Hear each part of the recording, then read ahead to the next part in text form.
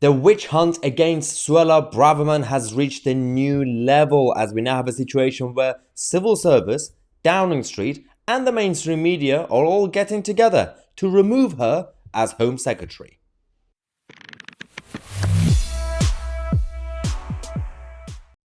We now live in a world where if Suella Braverman sneezes, she has to resign. If she wears the wrong shoes, she has to resign. If she gets a speeding ticket, she has to resign. Whereas politicians who accept bribery, who publicly directly lie to the people, who implement harmful policies that damages society or invade countries, they can continue their operation as usual. Alright, so a couple of things in this video. I'm going to focus on the mainstream media, then the clash between Suella and Downing Street, Team Rishi, and finally civil service. First, let's talk about the mainstream media. This is the interview that Suella did with Sky News a couple of hours ago, a few hours ago, and they kept pushing and pushing. The whole allegation is that she got a speeding ticket, which is normal, everyone got it. But the problem here is that there was a conversation in her department. She simply asked, well, can I just take a in-person sort of lesson and instead of going through the public and everything else? And the civil servants said no. But now we have a scenario where they're saying, she told us, well, initially they went to the media saying she demanded, she told us what to do. Now they're backtracking saying she didn't actually tell us what to do. She was asking, is it okay to do it like this or not? And she was answered no. And then she continued with her job. So that's what's happened. Now let's go to this interview. In relation to the process, I'm focused on delivering for the British people, do my job as Home Secretary. What I will say is that, in my view, I'm confident that nothing untoward has happened. Would you welcome an investigation into this? Have you spoken to the Prime Minister? Would you welcome one? They love their investigations every now and then. Government investigating government. Yeah, nothing's going to get done. As I said, I'm focused on working as Home Secretary. That's why I'm here. I've met with victims today. I'm making a big announcement today. I'd appreciate the focus on an announcement which is standing up for victims and survivors. In relation to the speeding tickets and my fine and points, I'm very confident nothing. Just very fine. Whoa. Calm down, everybody. Firstly, when you get someone like Home Secretary or Prime Minister or whoever on a particular day, which is rare, and you're getting an exclusive interview, there's an actual policy going on or a problem. Talk about the problems. Talk about policies. Actually scrutinize them. Hold it to account on real issues. On this, Prime Minister, but this is really important because you've broken rules before. You've had to resign for breaking the ministerial code.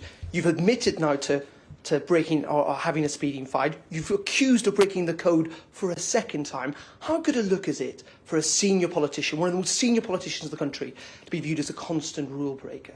Oh, they're getting desperate, aren't they? Second time rule breaking. No, she didn't do it. It's an accusation, and they're already backtracking. What are you talking about?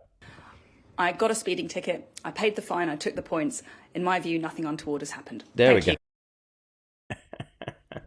Oh dear, absolute desperation from the media. But now there's also a clash with government itself. So the second point is about the clash between Suella and number 10. Suella wants to be more robust with immigration, with border control, and she keeps being blocked left, right and centre. One of her latest policy ideas is against foreign students and their relatives. So the headline says that most foreign students to be banned from moving family to the UK in a major immigration crackdown. Now, we've already talked about this problem on this channel over the last few days, and there are a lot of people who still defend it, saying, well, yeah, we should have just a blanket policy, regardless of the student or what they're studying, what level they're studying. They should just bring anyone they want. And there's the blanket policy part of it is the issue. Because you have to be more tailor-made as a policy when it comes to foreign students. You know, you want foreign students to come. It's also good income.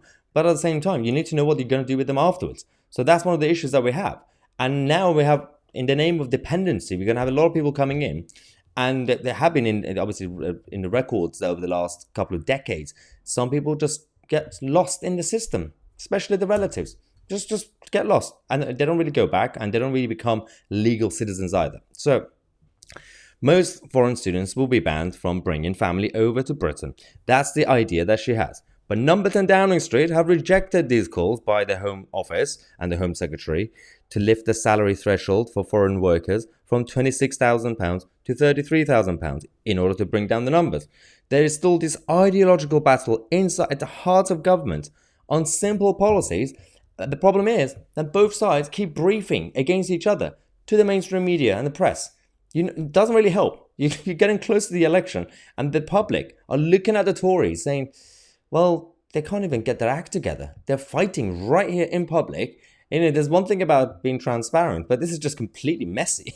So, oh yeah, that's the other thing. Right? We got a lot of Tory MPs also taking Suella's side on this.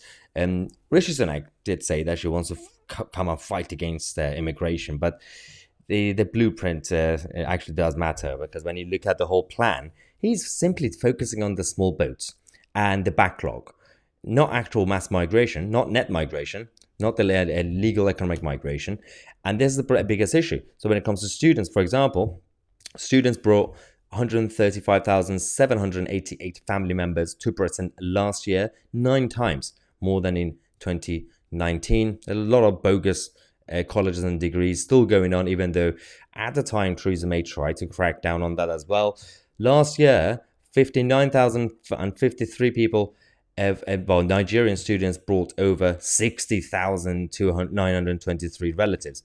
That they brought in more relatives than themselves.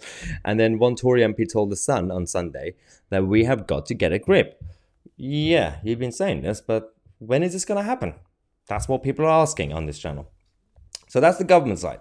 Now we've got civil service. Civil servants have been going around trying to find excuses to attack Suella, briefing the paper saying she's a very bossy boss. She's very bossy. She's telling us what to do.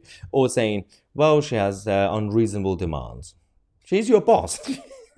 We elected her to do policies.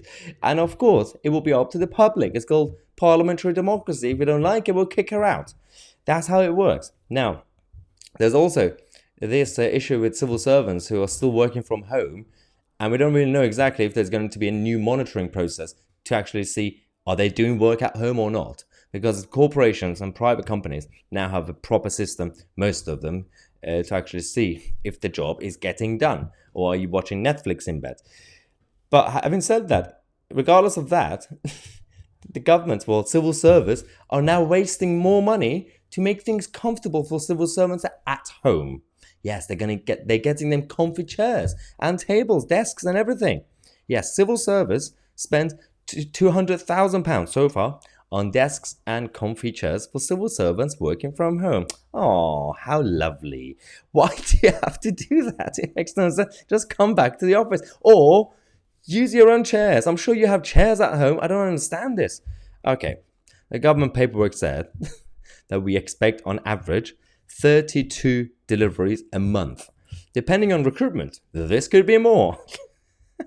Ironically, the supplier providing the furniture is not coming from the northern so-called Red Wall, which is a priority area for the Levelling Up department. So Michael Gove's department, the Levelling Up team, they're doing this a lot for their staff, their civil servants. But yeah, they're getting these supplies from Kent, Rochester in Kent. This is Bates Office Services Limited.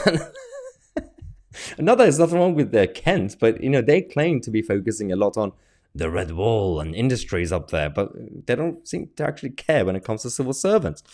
Now, this department employs 3,500 staff in 23 offices. Why do they need 23 offices? And said that staff had been provided with furniture for home working since the pandemic. I know, obviously 23 offices is because leveling up, they have to be everywhere. But what's the point of having those empty offices when everyone's working from home anyway? Oh, yeah. That's it. It's a mess. I know. We'll keep you guys posted. We're going to have more updates for you guys. We're going to come back later on and talk about another Tory rebellion against Rishi Sunak. It's usually a weekly thing at this point. We'll keep you guys posted. I'm Mahyar Tousi, and we are the media.